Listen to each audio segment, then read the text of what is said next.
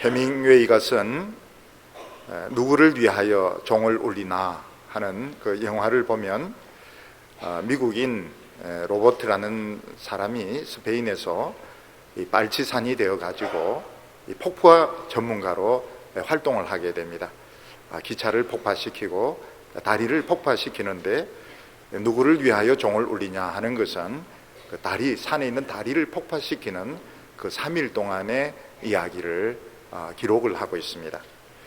이 사람은 위에 상부 장군으로부터 그 다리에 그 정부군이 얼만큼 많이 탱크가 지나가고 그리고 트럭이 지나가고 군인들이 지나가는지 다 조사를 해가지고 제일 많이 지나가는 시간에 폭탄을 터뜨리도록 지시를 받습니다. 이 사람은 폭탄을 터뜨리는데 성공을 하지만 거기서 빠져나오지 못하고 죽습니다. 그 3일간의 이야기를 기록한 것이 누구를 위하여 종을 울리나 하는 것입니다. 이 다리를 폭파시키는 이 테러범들은 만원경을 가지고 폭탄을 설치해 놓고 먼 데서 보고 있다가 트럭이나 탱크가 제일 많이 지나가는 그 시간에 탁 이걸 눌려서 폭발을 시키게 됩니다. 또 누구를 저격하는 사람도 대놓고 막 총을 쏘는 것이 아니고 만원경을 가지고 이렇게 딱 보다가 그 상대방이 망경 한 중앙에 십자로 한 중앙에 딱 올 때 그때 딱 총을 쏘아가지고 상대방을 죽이게 되는 것입니다. 우리가 주위에 큰 사고가 터져서 많은 사람들이 죽거나 다치는 것이 그냥 우연히 발생하는 것 같지만 실제로 우연히 발생하는 것이 아니고 나쁜 요인들이 하나씩 둘씩 이렇게 합쳐졌다가 이게 딱 합쳐지면서 중앙에 딱 몰리면서 딱 폭발이 되는 것을 볼 수 있습니다.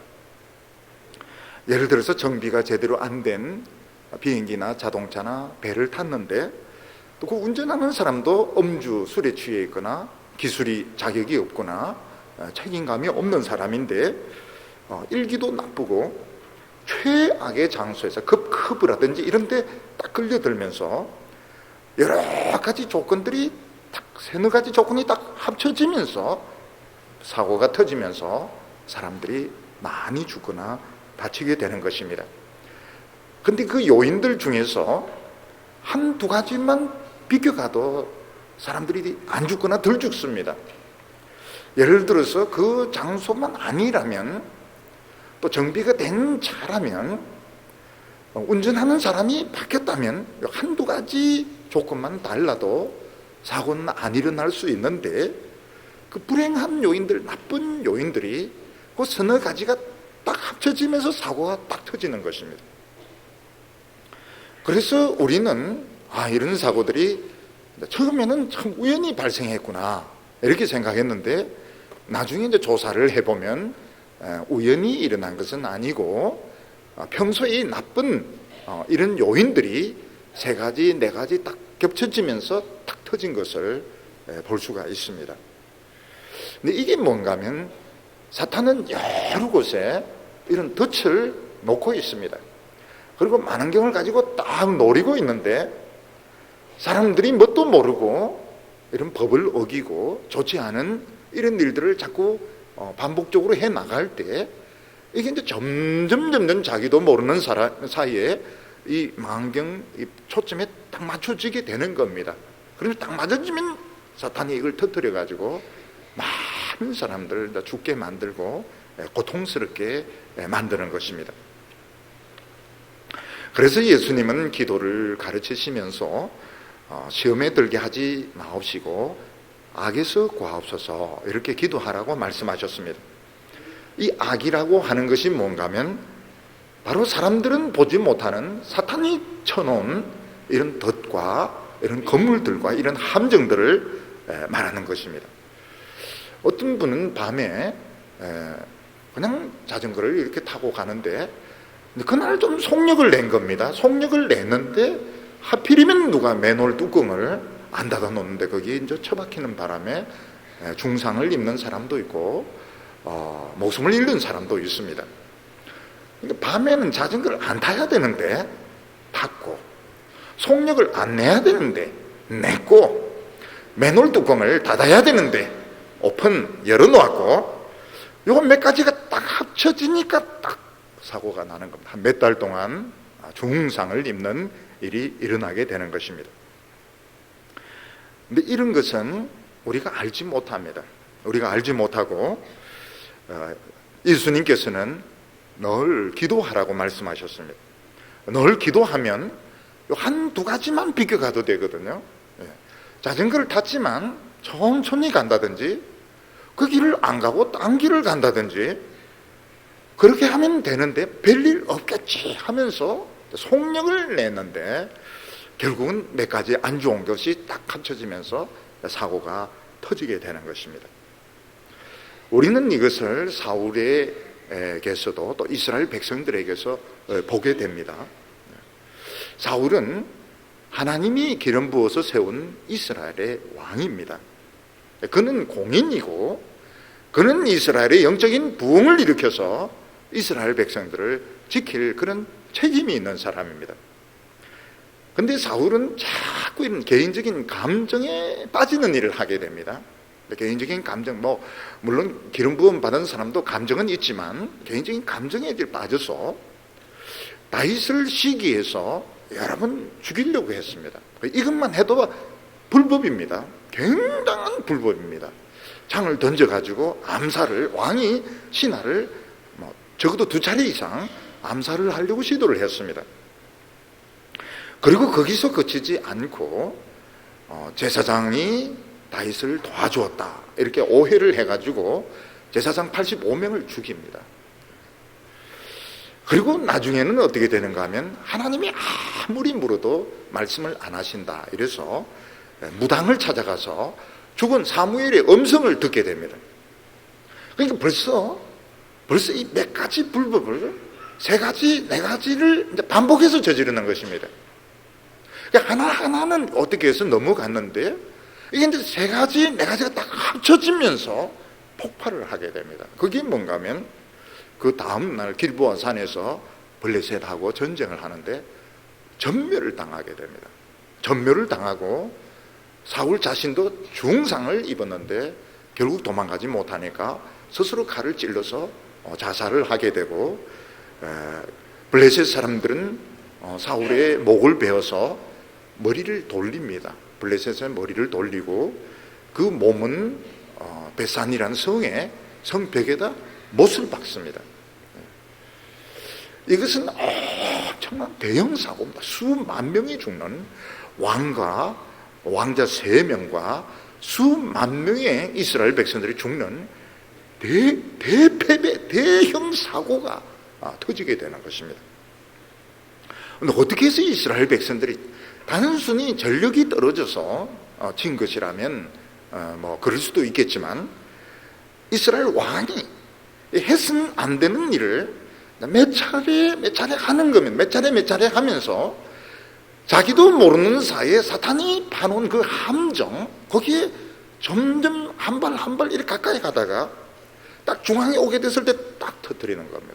그러니까 수만 명이 죽고 자기도 죽고 왕자들도 죽고 이스라엘이 거의 전멸을 당하는 이런 사고가 일어나는 겁니다.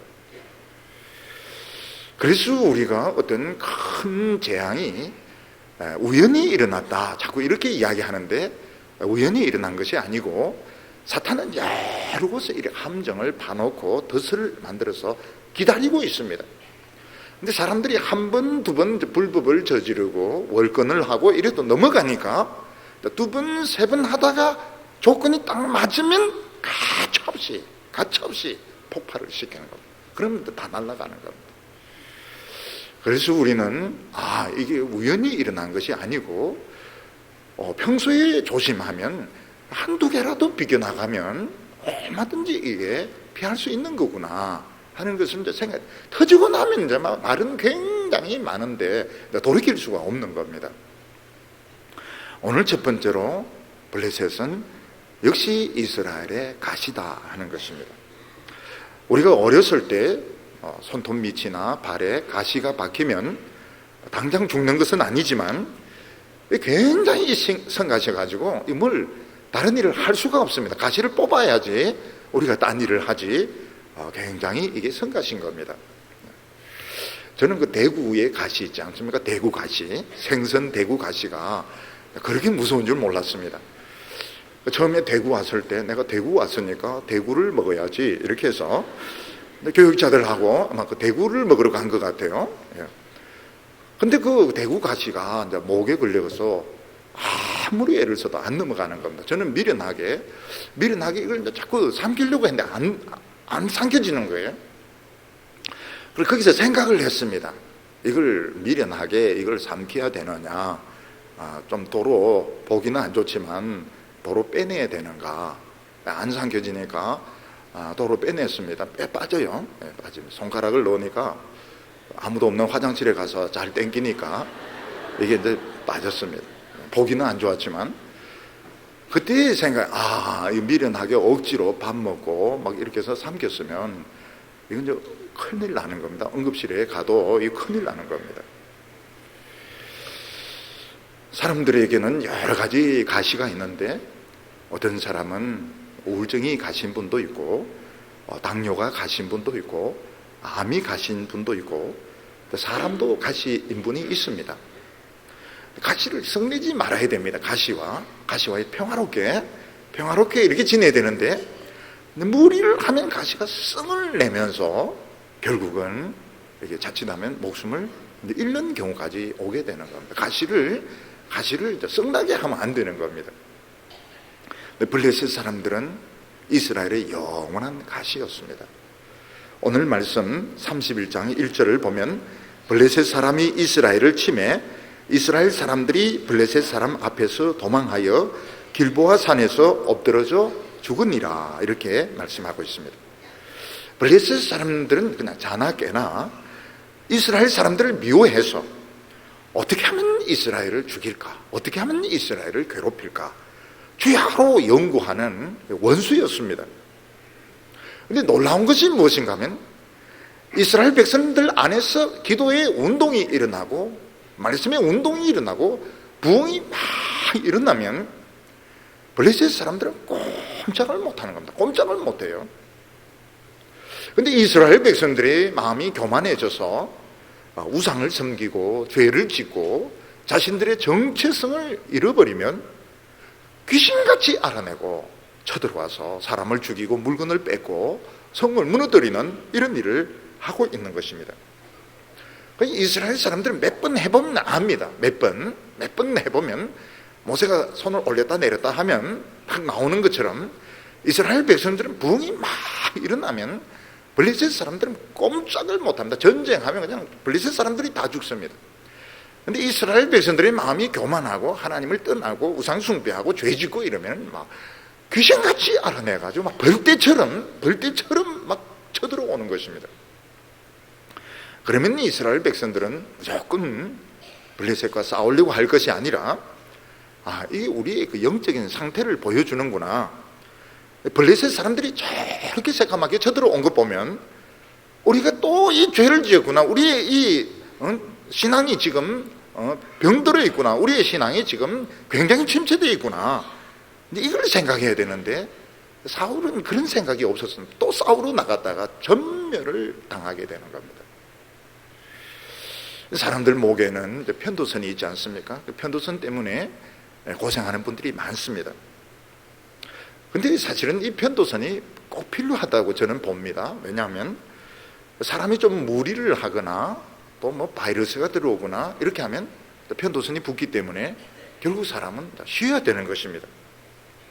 편도선은 귀찮지만은 몸의 이런 상태를 알려주는 이런 바로미터이기 때문에 오히려 이 편도선을 가지고 조심해서 살아가는 것이 나을 겁니다. 마찬가지로 이스라엘 백성들에게 있어서 블레셋 사람들은 이런 가시와 같습니다. 그래서 무조건 블레셋 사람들을 미워하고 무조건 나가서 싸우고 이럴 것이 아니라 블레셋 사람들이 막 쳐들어오고 막 난리치는 것을 보면서 우리가 지금 또 하나님으로부터 멀어졌구나. 우리가 또 죄를 짓고 있구나. 그래서 하나님에게 회개하는 일부터 먼저 해야 되는 겁니다. 그래서 사무엘이 뭐라? 내가 기도하는 것을 쉬는 죄를 범치 않겠다. 하나님 앞에 기도하는 것부터 해야 되는 것입니다. 우리 예수 믿는 사람들은 하나님 앞에서 참 존귀한 사람들입니다. 근데 우리가 영성이 좀 떨어지면 이게 존귀한 게 좀 변질이 돼가지고 오만한 것으로 변하게 됩니다. 본인은 아니라 하지만 남의 눈에는 오만하게 보여. 또 실제로 오만합니다. 그러면 딱 희한하게 가시 노릇을 하는 사람이 등장합니다. 직장에서나 교회에서나 집에서 말로 공격하고 못 살게 구는 이런 사람이 이제 나타나게 됩니다. 그러면 저 사람은 왜 빨리 안 죽나? 저 사람은 좀 빨리 배 타고 가서 죽지. 이런 마음을 먹으면 안 됩니다. 그런 마음을 안 되고, 저 사람은 뭡니까? 나의 편도선이구나, 이렇게 생각이 됩니다. 당신은 나의 편도선, 우리 같이 살아갑시다, 이러면서 내가 모르는 사이에 오만했구나, 잘난 체했구나, 이러면은 좀 시간 지나면 친구로 변하게 됩니다. 아주 좋은 친구로 변하게 됩니다. 어떤 친구입니까? 편도선 친구가 되는 것입니다. 주님은 사도 바울에게도 가시를 주셨는데, 사도 바울이 다른 사람의 병은 다 낫게 하지만 자기의 병은 고치지 못했습니다. 근데 사도 바울의 병은 굉장히 시험들 만한, 다른 사람들이 시험들 만한 그런 심각한 병이었다고 말하고 있습니다. 어떤 주석학자는 아마 간질이었을 것이다, 사도 바울이 가진 병이 간질이었을 것이다, 이런 식으로 추측하는 사람도 있는데, 일단 성경은 분명하게 말을 하지 않고 그냥 가시하고 말을 하고 있습니다. 사도 바울이 주님께 간절히 3번 기도합니다. 이 가시를 빼달라고. 주님의 응답이 뭡니까? 기도 그만해라는 겁니다. 기도 그만해라, 기도 그만하고 가시 달고 살다가 죽어라, 이게 응답이었습니다. 그러면서 주님이 뭐라고 말씀하십니까? 그 병을 고치면 넌 너무 교만해져 가지고 너 지옥 가게 된다. 너 지옥 가게 되니까 가시 달고 천당 갈래? 가시 빼고 지옥 갈래?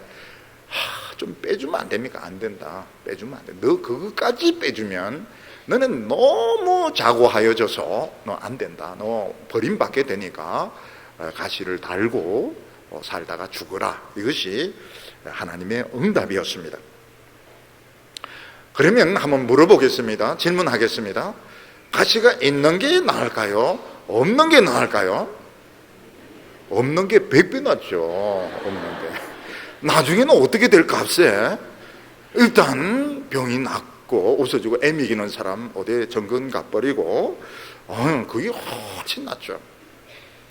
근데 교회 안에 부흥이 막 일어나면 어떻게 되는가 하면 어느 날 가시가 싹 빠져버립니다. 가시가 어느 날 병이 없어져 버리고 미워하던 사람도 없어져 버리고 이런 문제들이 딱 해결돼 버려. 그때 진짜 이 꿈일까 생실까? 이게 꿈일까 생실까? 막 꼬집어 봐도 아픈 거 보니까 이게 현실인 것 같은데 믿어지지 않을 정도로, 사실 이 가시가 있기 때문에 이 삶의 질이 많이 떨어지게 됩니다. 삶의 질이 뭐 천국 가고 지옥 가고 이런 거는 문제가 없지만 삶의 질이 많이 떨어지는데, 교회 부흥이 막 일어나면 가시가 쑥 뽑혀서 없어져 버립니다.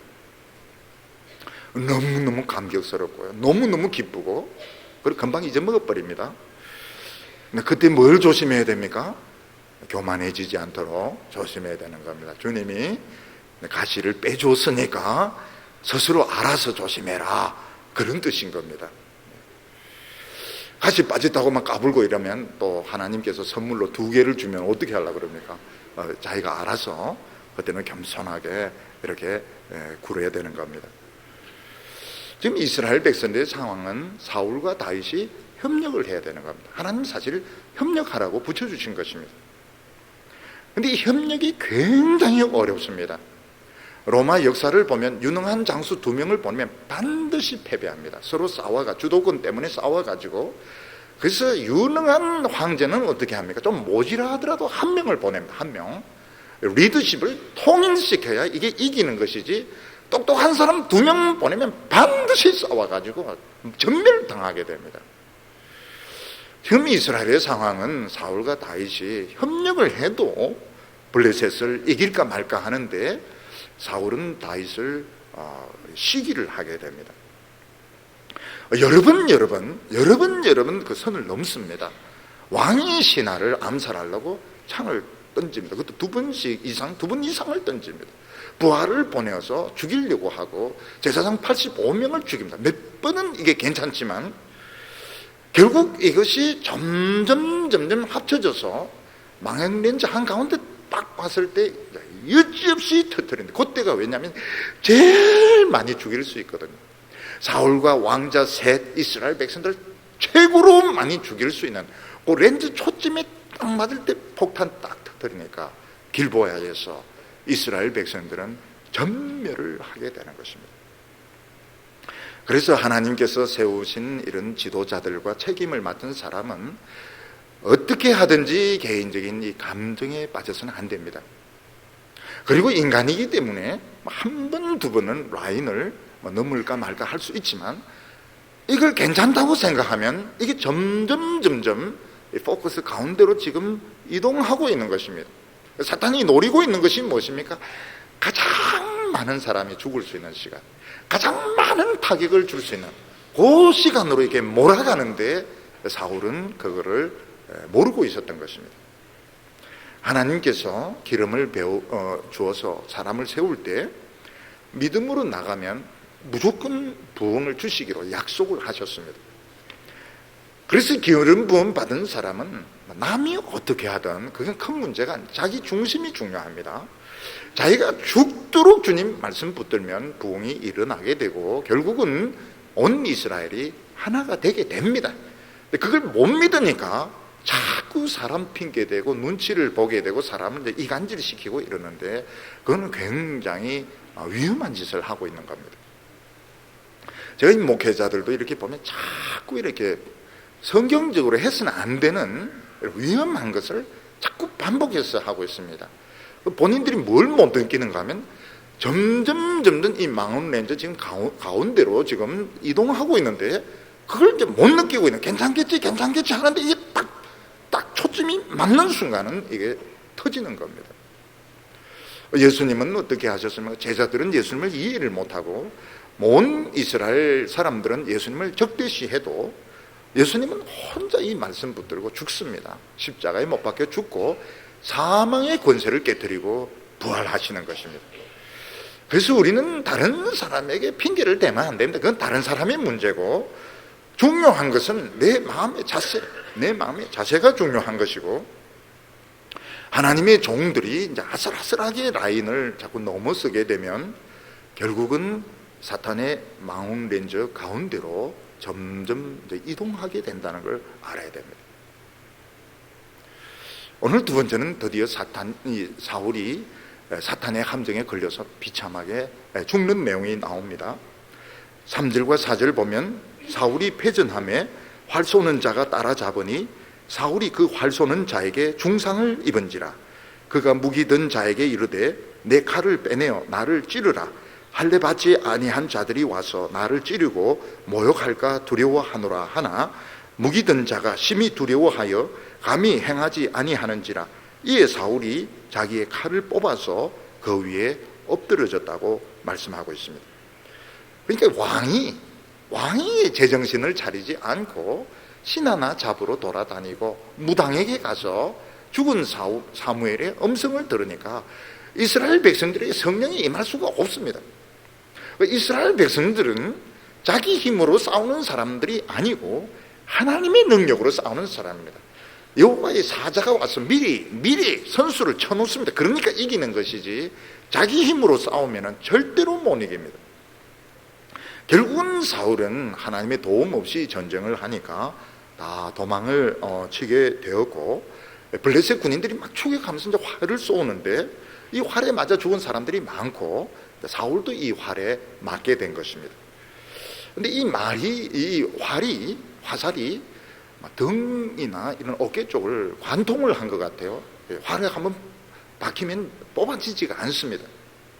그런데 이 박혀 있으면 부러뜨리고 화살을 부러뜨리고 도망가면 되는데 아마 이 관통을 한 것 같아요. 중상을 입어가지고 도망을 갈 수가 없게 된 겁니다. 중상을 입어가지고 이게 활이 딱 관통이 되어버리니까 이게 움직일 수가 없는 겁니다. 그런데 살아 있습니다. 도망은 못 가고 지금 살아 있습니다. 근데 그런 것을 뭐라고 말하는가 하면 덫에 걸려든 겁니다. 덫에. 아무리 맹수가 사납고 빠르다 하더라도 덫에 걸려버리면 어떻게 됩니까? 도망을 못 갑니다. 도망 못 가고 지금 의식은 있습니다. 의식은 있지만 절대로 도망 못 가고 점점 시간이 빠지면서 결국 사냥꾼이 와서 칼로 죽이든지 총으로 쏴 죽이는 것입니다. 물고기도 낚시 바늘을 물기 전까지는 자유입니다. 프리덤, 자유입니다. 근데 그 욕심을 내어서 그 바늘 끝에 있는 그 지렁이 먹으려다 딱 걸려들면 어떻게 됩니까? 결국은 못 벗어납니다. 결국은 밀고 땡기고 이러다가 결국은 끌려 나오게 되는 겁니다. 고래 잡는 사람들 보면 그 작살이 있지 않습니까? 하푼 작살이 있지 않습니까? 그 작살에 꽂히면 결국 고래도 결국은 죽게 됩니다. 이제 사울은 어떻게 됩니까? 사울은 지금 화살이 지금 박혀 있습니다. 화살이 박혀서 의식은 있지만 도망가지 못하는 이런 신세, 딱 덫에 걸려 있습니다. 근데 이미 사울은 오래전에 사탄의 이 작살에 꼽혀 있었던 것입니다. 하나님의 말씀을 무시하고 자기 멋대로 기름 부은 자가 자기 멋대로 권력을 남용하고 자기 멋대로 돌아다니는 이것이 이미 사탄의 그 화살, 작살이 꼽혀 있었던 것입니다. 그러니까 결국은 이걸 못 보고 있다가 나중에 몸에 이 화살이 꽂히고서야 내가 도망을 못 가는구나. 하나님의 종들은 미리 이 꽂혀 있어야 됩니다. 미리 하나님의 이 화살에 꽂혀 있어야 되는 겁니다. 제 같은 사람은 하나님이 너무 뺀들뺀들하다 이래가지고 고래 작살로 딱 찍어 놓으니까 도망도 못 가고 늘 도망도 못 가고 그게 사는 길입니다. 하나님의 작살에 꽂혀 있는 것이 이 사는 길입니다.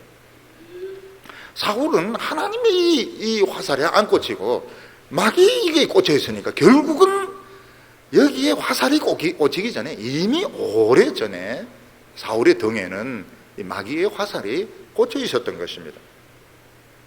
하나님의 종들은 이 말씀의 라인을 봐야 되고 거기서 벗어나서는 안 됩니다. 머리 좋은 사람은 어떻게 합니까? 머리 좋은 사람은 그 경계선을 넘습니다. 넘을 수 없는 경계선을 이렇게 왔다 갔다 할 때 그 기쁨과 쾌락은 말로 표현할 수가 없습니다. 그러나 어느 한순간에는 딱 걸려들게 돼요. 그때는 빠져나올 수가 없습니다. 그래서 성경은 뭐라고 말했는가 하면 죄는 모든 모양이라도 버리라 이랬습니다. 진짜 죄는 아닌데 죄처럼 생긴 비스켓트가 있다든지 죄처럼 생긴 인형이 있다든지 죄 비슷하게 생긴 그런 것은 지금 안 파는 것 같은데 작은 죄 비슷하게 생긴 것은 멀리 하라는 겁니다. 근데 머리 좋은 사람은 그렇게 안 합니다. 머리 나쁜 사람은 멀리 합니다. 멀리 하면 재미가 없어요. 뭐가 재미가? 죄의 그 경계선에서 왔다 갔다 하면서 까불면서 왔다 갔다 할 때 그 주는 쾌감, 죄 짓는 것도 아니고 안 짓는 것도 아니고 굉장히 삼삼한데 그러다가 이제 결국은 죽는 겁니다. 하나님의 백성들은 좀 미련하게 믿어야 됩니다. 좀 미련하게 남들이 보기에 저 너무 고지식하다, 너무 답답하다. 그게 안전한 겁니다. 굉장히 위험해요. 사울은 자기가 체포되면 어떻게 되는가? 블레셋 사람들이 굉장한 그 치욕을 주면서 고통스러운 방법으로 자기를 죽일 거라고 생각을 했습니다. 일단 눈알을 뽑을 것이고 손발을 자를 것이고 그리고 막 질질 끌고 다니면서 나를 죽일 것이다. 그래서 사울은 이렇게 치욕스럽게 죽는 것보다는 내가 내 부관의 손에 죽는 것이 낫다. 부관이 어떻게 왕을 죽입니까? 이 부관이 왕을 못 죽입니다.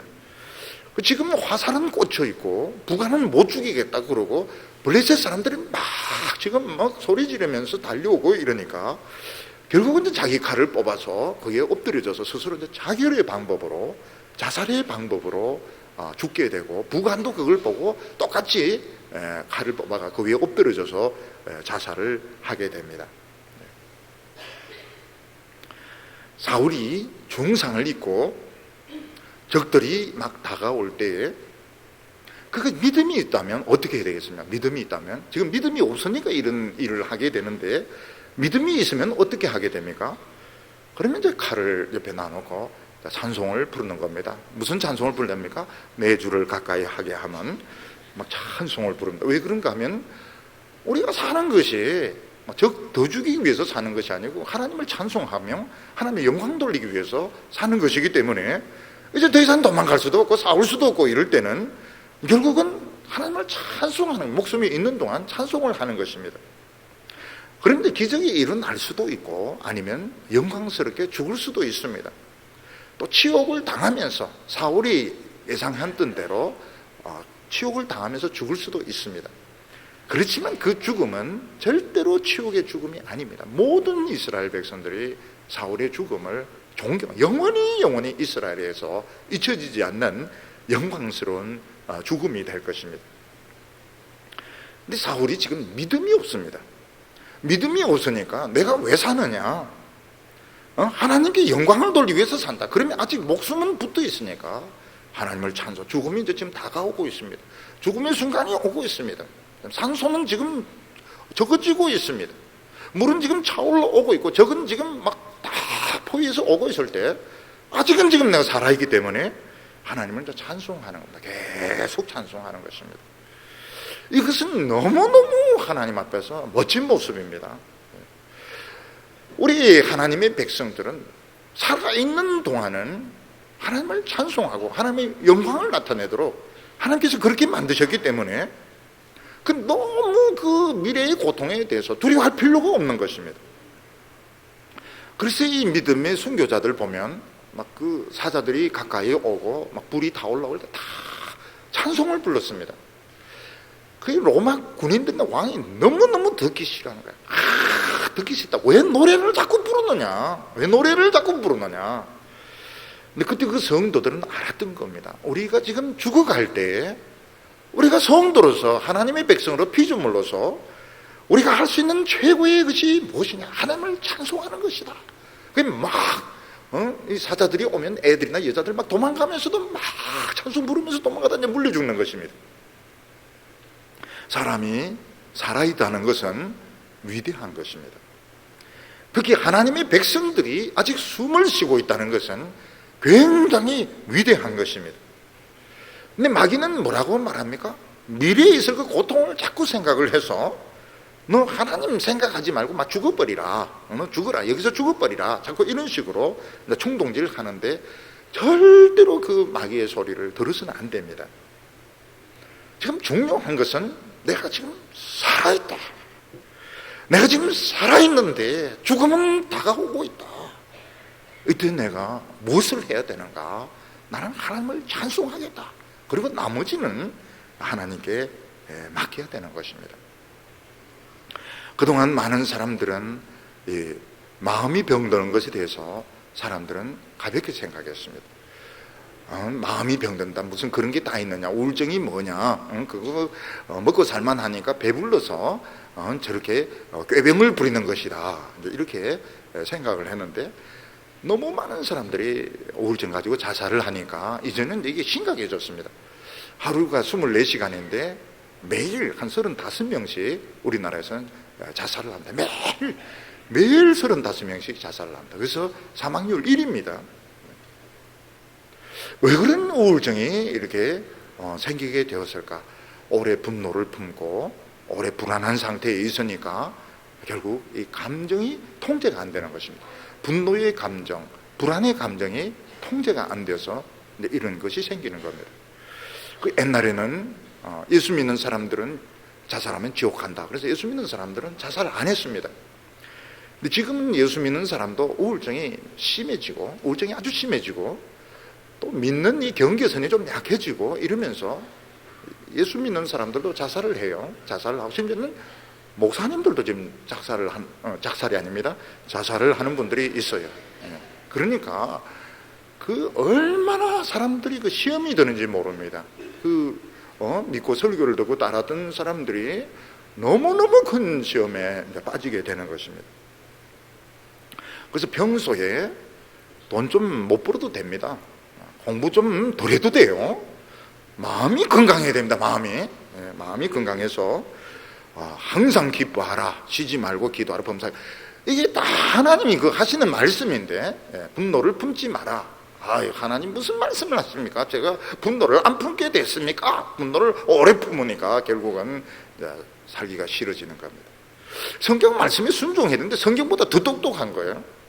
성경보다 더 똑똑하니까 병이 생기는 것입니다. 절대로 사탄의 소리를 들어서는 안 됩니다. 그리고 미래에 대해서 자꾸 추측을 하면 안 됩니다. 하나님은 사랑하는 종들의 마지막을 아름답게 하실 것을 믿으시기를 바랍니다.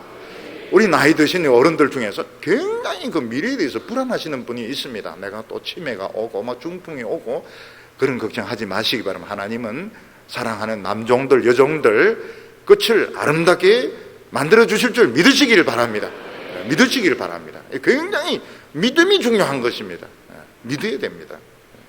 마귀의 소리 절대로 듣지 마시기 바랍니다. 마귀의 소리 듣지 말고, 분노를 오래 품지 말고, 그리고 항상 기뻐하시기 바랍니다. 항상 기뻐하세요. 항상 기뻐하시고, 그리고 기뻐해도 안 되는 것이면 기도하고 감사하고, 그래서 마음이 건강한 것이 중요한 것이지, 막 머리 좋고 그리고 우울증 걸리고, 머리는 엄청 좋은데 맨날 우울하고, 이것은 실패입니다. 실패. 사울이 엔돌의 마법사를 찾아갔을 때, 엔돌의 무당을 찾아갔을 때 딱 중앙에 온 겁니다. 중앙에 모든 안 좋은 것이 딱 초점이 맞춰진 겁니다. 왕이니까 자기 혼자 전쟁에 안 나가고 수만 명을 끌고 나가면서 마귀가 그렇게 기다렸던 최고로 많은 사람들을 한꺼번에 죽일 수 있는 그 딱 포인트에 이동을 하게 된 겁니다. 이것은 그냥 진 것이 아닙니다. 이미 사울이 오랫동안 불순종을 하면서 마귀의 그 초점에 점점 가까이 가고 있었던 것입니다. 그래서 예수님이 뭐라고 말씀하셨습니까? 시험에 들게 하지 마옵시며 악에서 구하옵소서. 우리가 시험에 들면 안 됩니다. 악에 빠지면 안 됩니다. 계속 기도를 하면 아무래도 조심을 하게 됩니다. 아무래도 조심하고, 밤에 자전거를 안 탄다든지 속력을 안 낸다든지 뭐 이런 식으로 한두 가지만 비껴나가도 이것은 사고를 피할 수가 있는데, 무리를 한 몇 가지 무리한 것이 딱 합쳐지니까 이게 중상을 입게 되는 것입니다.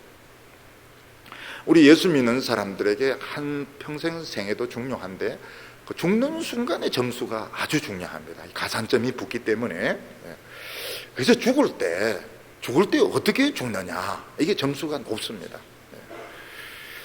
가룟 유다 같은 경우에는 막 전도도 다니고 막 성령의 능력도 받고 이랬지만, 예수님을 돈 받고 팔아먹으면서 자살을 하게 되고, 그 줄이 끊어져서 떨어져서 배가 터져가지고 또 창자가 흘러나. 굉장히 끔찍해요. 굉장히 끔찍합니다.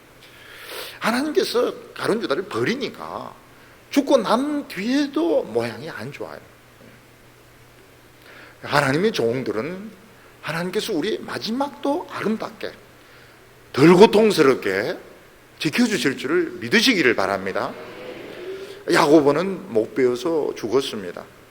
못 배워서 죽었고, 세례 요한은 여자아이가 춤추는 춤값으로 팁으로 목이 잘리게 됩니다. 그러나 천국에서는 야고보의 죽음과 세례 요한의 죽음은 헛된 죽음이 아닙니다. 천사들 쫙 서가지고, 천사들 쫙 서가, 성도들 쫙 서가 막 기립박수 하면서 정말 믿음의 승리자라고 최고의 영광스러운 팁으로 죽었는데, 천국에서는 최고로 영광스러운 그 죽음이었던 것입니다. 우리 예수님 같은 경우에는 보면은 막 채찍질 당해서 등이 완전히 이거 엉망진창이 되고, 그리고 십자가에 못 박히고 막 얼굴에 침뱉음을 당하고, 그래서 고통스럽게 치욕스럽게 못 박혀서 돌아가셨지만, 천국에서는 문들아 고개 들으라, 모든 성문들이 열리면서 막 성의 찬송, 모든 성도들, 천사들 막 다 뛰어나가가지고 우리 주님을 영접하는 그 최고의 영광의 죽음이었던 것입니다. 삼손은 블레셋 사람들에게 붙들려 가지고 사울이 우려하던 일을 당합니다. 눈알이 뽑힙니다. 눈알이 뽑히고 그리고 머리털 밀리고 정말 치욕스러운 이런 일을 당합니다. 그렇지만 삼손은 자살을 안 합니다. 삼손은 거기서 기도를 합니다.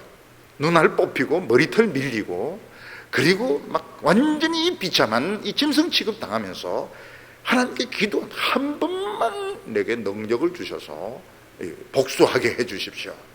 하나님께서 기도를 들어주셔서 막 힘을 쓰니까 그 큰 집이 무너지면서 블레셋 사람들 다 죽습니다. 근데 이스라엘 사람들 중에서 누구도 삼손의 죽음이 자살이었다, 비참한 죽음이다 이렇게 말한 사람이 없습니다. 삼손은 히브리서에 보면 영웅의 반열에, 믿음의 승리자의 반열에 서게 되는 것입니다. 그래서 사울이 믿음이 있었더라면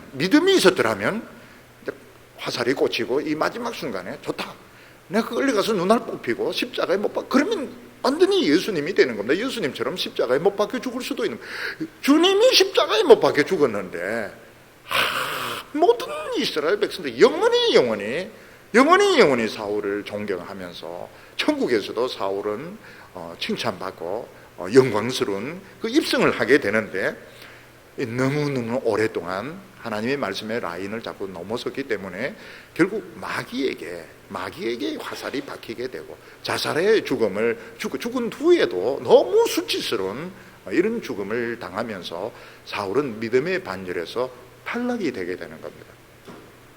마지막 그 순간에 사울이 회개할 수 있습니다. 하나님, 제가 제사장 80명 죽인 거 회개합니다. 그리고 제가 무당인데 간 거 회개합니다.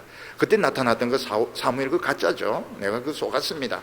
그리고 내 주를 가까이 하면서 막 부르렀다면 사울은 다시 영웅으로, 믿음의 영웅으로 회복이 될 수가 있는데, 너무너무 오랫동안 이 사탄에게 끌려다니기 때문에 회복할 기회를 놓쳤던 것입니다.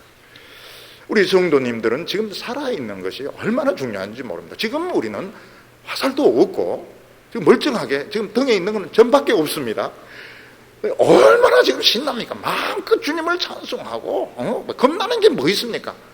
근데 테레비 리모컨 붙들고 막 순교하려고 덤벼든다면 이거는 이제 너무너무 이게 믿음을 잘 쓰지 못하는 겁니다. 우리는 지금 겁낼 게 없어요. 겁낼 게 뭐가 있습니까? 지금 우리는 지금 하나님의 손에 붙들려 있고 지금 막 풀풀 살아있고 싱싱하게 살아있는데 겁날 게 뭐가 있으면 누가 뭐라 하면 지가 모르는 것이지 내가 왜 그걸 겁을 내겠습니까? 이렇게 생각을 해야 되는 겁니다.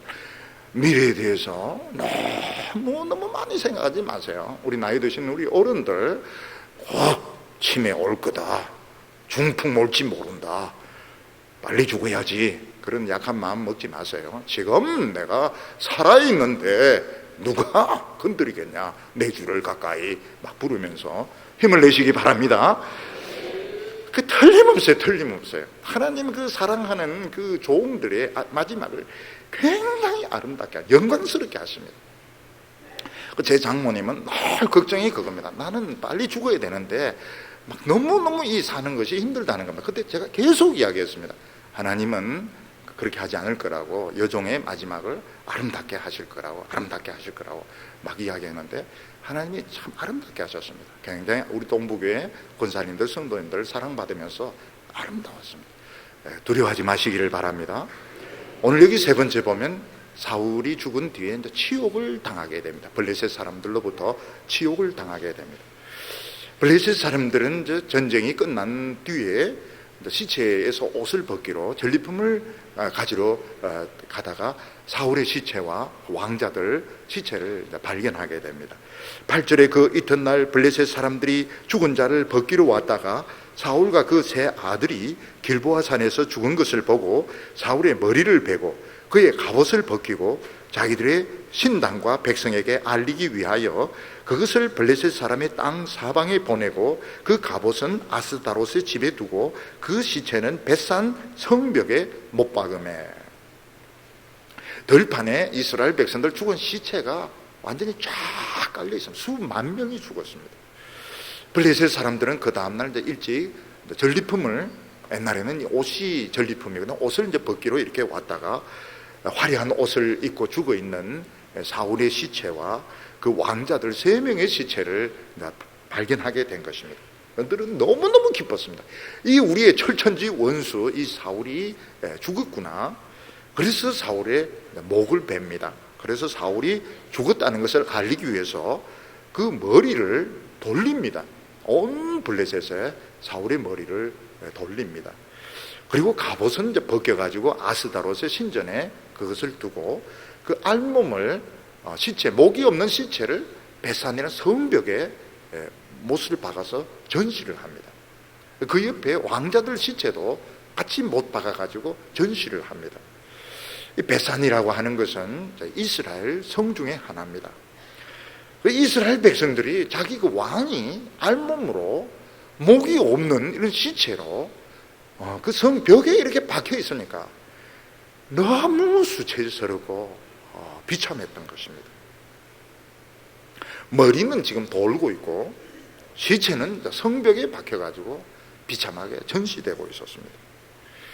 그때 이스라엘 백성들 중에서 이 사울과 그 의리를 지키는 사람들이 있었습니다.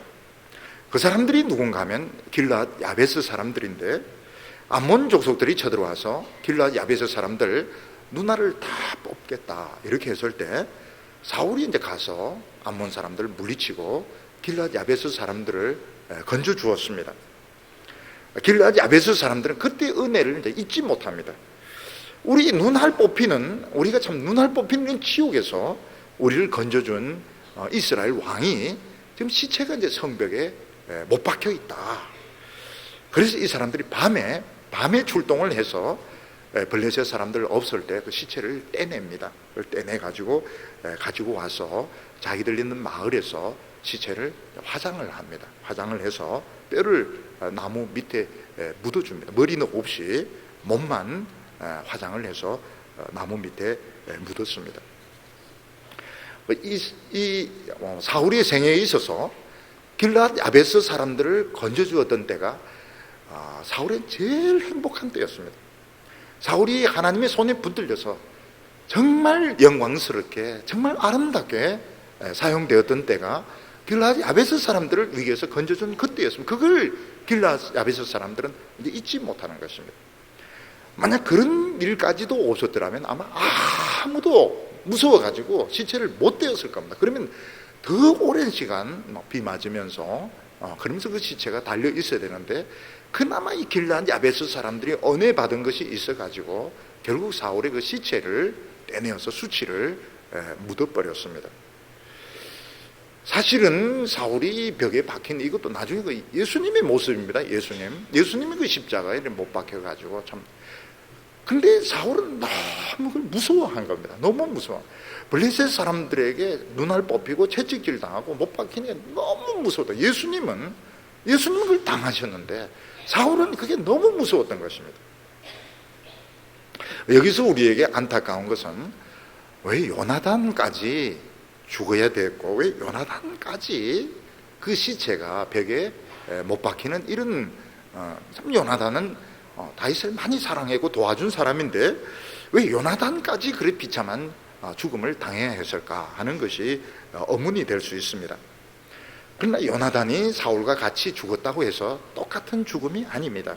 사울은 여러 차례 넘어서는 안 되는 경계선을 넘었습니다. 넘어서 자기와 이스라엘 백성들 전체를 이 사탄의 관역에 싣고 간 사람입니다.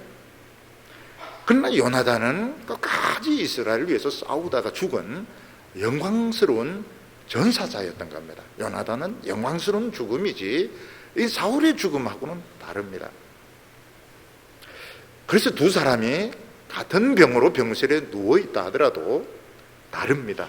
똑같이 않습니다. 한 사람은 술을 너무 많이 마셔가지고 건강이 나빠져서 너무 못된 짓 많이 해가지고 병들어 누워있다면 또 다른 한 사람은 참 하나님을 사랑하지만 연단을 받아서 병으로 입원해 있는 것입니다. 똑같은 실직을 했다 하더라도 어떤 사람은 너무 욕심을 부려가지고 직장을 잃어버린 사람이 있는가 하면 하나님이 연단하신다고 직장을 잃어버린 사람도 있기 때문에 너희 실업자들 이래 부르면 안 되는 겁니다. 너희 실업자 아니고 이 실업자 저 실업자 이렇게 해야 되는 겁니다. 너희 환자들 215호에 있는 너희 환자들 이러면 안 됩니다. 이 환자 저 환자가 형편과 처지가 틀린 것입니다. 그런데 역시 요나단은 자기가 아무리 다윗을 사랑했고 인정했다 하더라도 다윗은 역시 구시대의 인물입니다. 사울에게 속한 사람입니다. 사울에게 가까웠고 사울을 떠나지 않았고, 다윗이 나라를 세울 때는 새 시대입니다. 예수님께서 역시 세술은 새 부대에 담으라 이렇게 말씀하셨는데, 요나단은 역시 옛시대에 속한 사람이기 때문에 그는 물러갈 수밖에 없었던 것입니다. 세례 요한은 탁월한 하나님의 종이었지만 세례 요한은 구약에 속한 사람입니다. 그래서 예수님 앞에서는 물러가야 되는, 예수님의 시대에는 세례 요한은 물러가야 되는 구시대의 사람이었습니다. 그래서 요나단의 임무는 다윗이 왕되기 전까지 이스라엘을 지키고 사울을 지켜준, 사울이 덜 미치도록, 이게 요나단의 임무였고, 다윗은 또 새로운 자기와 함께 도망다니던 그 400명의 사람들, 그 사람들과 다시 새로운 시대를 열어가야 되는 것입니다. 모세는 하나님의 가장 위대한 종이었고 가장 많은 능력을 행했지만 모세는 가나안 땅에 들어가지 못했습니다. 하나님께서 모세에게 너는 가나안 땅을 보기는 하겠지만 너는 들어가지 못한다고 말했습니다. 왜 그런가? 역시 모세는 구시대에 속한 사람, 이스라엘 백성들을 애굽에서 건져내고 가나안의 경계선까지 데려가는 것이 모세의 임무였고, 모세는 올드 제너레이션에 속한 사람이었습니다. 그러면 새 시대의 사람들은 모세의 지팡이 없이, 모세의 얼굴에 번쩍번쩍 빛나는 카리스마 없이 정말 말씀 하나만 붙들고 요단강을 가르고 여리송을 무너뜨리고 태양을 멈추게 하는 이런 새로운 능력의 사람들이었던 것입니다. 근데 거기에 모세가 있으면 걸림돌이 됩니다. 자꾸 모세에게 물어보고 모세의 눈치를 보고 자꾸 지팡이 빌려달라 그러고 그 얼굴 좀 내놔라, 이래가 걸림돌이 되는 거예요. 그래서 하나님께서는 모세가 물론 머리바 반석에서 막 화를 내면서 하나님의 영광을 나타내지 못했지만 역시 모세는 올드 제너레이션에 속하기 때문에 보기는 하지만 건너가지는 못하는 것입니다. 우리 성도들은 이 지팡이 없는 것이 낫습니다. 지팡이 없는 것도 낫고 모세의 얼굴에 번쩍번쩍 빛나는 것도 없는 것이 낫습니다. 아무것도 없는데 성경 말씀 하나만 붙들고 안 되는 것을 되게 하고 길이 없는데 길을 열게 하고, 이게 우리의 사명인 것이지, 올드 제너레이션처럼 지팡이나 따라다니면서 뜻대로 안 되면 원망하고 불평하고 그리고 없어져야 되는 이런 세대가 되면 안 되는 겁니다. 그래서 우리 성도님들은 구세대가 되지 마시기 바랍니다. 우리의 육신은 후패하지만 우리의 마음은 새롭도다. 새로운 제너레이션에 속한, 세술은 새 부대에 담아야 된다. 그래서 자꾸 그 옛날, 너무 옛날에 돌아가려고 하지 말고 자꾸 새로운 시대, 나는 새로운 제너레이션이다, 나는 새롭게 이 청년들, 이 젊은이들, 이 어린이들과 함께 가겠다, 이런 마음을 먹어야 되는 겁니다. 그래도 저는 올드 제너레이션이라고 생각합니다. 그래서 저는 이 세계화 쪽으로 나가지 않습니다.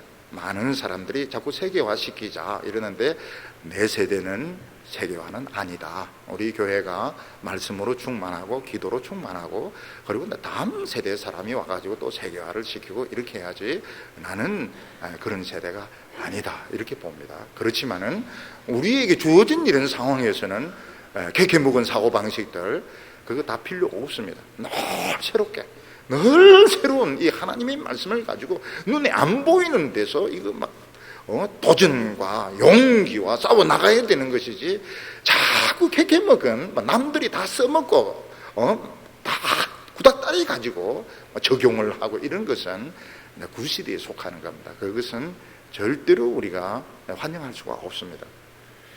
예수님께서는 여자가 낳은 자 중에 세례 요한보다 큰 사람이 없다고 그래요. 세례 요한이 그만큼 위대한 설교자였고 건물도 없고 조직도 없는 그 들판에 수만 명을 불러와서 회개하게 만들고 요단강에서 세례를 받게 한 사람입니다. 그렇지만 예수님은 천국에서는 지극히 작은 자가 세례 요한보다 더 크다고 했습니다.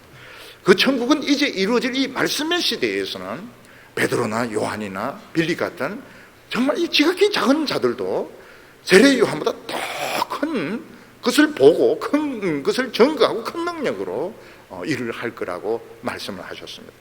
그러면서 세례 요한 이후로는 천국은 침노를 당하는데 차지하는 사람이, 빼앗는 사람이 차지한다고 말했습니다. 천국은 누구든지 쳐들어가면 되는 겁니다. 쳐들어가면 자기 세계가 되는 것입니다. 가만히 있는 사람은 밀립니다. 가만히 있고 구경하고 자꾸 뒤로 밀리는 사람은 밀리게 돼요. 왜냐하면 지금 새로운 사람들, 새로운 세대들 막 올라오기 때문에 옛날 사고방식을 가지고 권위를 가지고 이러면 탁 밀리는 겁니다. 기업에서 보면 지금 50대도 지금 다 늙었다고, 50대 지금 다 밀리고 있습니다. 30대, 40대가 지금 막 나가고 있기 때문에 50대는 막 밀립니다. 오늘 우리는 이 말씀을 보면서 참 우리에게 일어나는 이 큰 사고들이 우연인 것 같지만 사탄은 덫을 딱 놓고 기다리고 있는데, 미련하게도 불법적인 것이 하나, 둘, 세 개 딱 겹칠 때에 최고로 단시간에 많은 사람을 죽게 하는 이런 게 사탄의 함정이고 덫이었다는 것입니다. 그래서 하나님의 백성들은 하나를 조심해야 됩니다. 하나를 어떻게 하면 하나를 조심해야 됩니다. 이게 둘, 셋 이렇게 되면 이게 이제 벌써 초점이 점점 가운데로 지금 가는 거기 때문에 어떻게 하든지 상식적으로, 이성적으로 또 기도로 판단을 해서 어떻게 하든지 사탄의 이 포커스에 걸려들지 않도록 해야 되는 것입니다. 그리고 우리는 지금 살아있는 것이 조건은 어떻든지 중요하지 않습니다. 살아있는 것이 너무너무 중요하고 우리의 사명 하나님을 찬송하고 하나님을 나타내는 거기 때문에 죽는 것을 두려워하지 마시고 늙어가는 것을 두려워하지 마시기 바랍니다.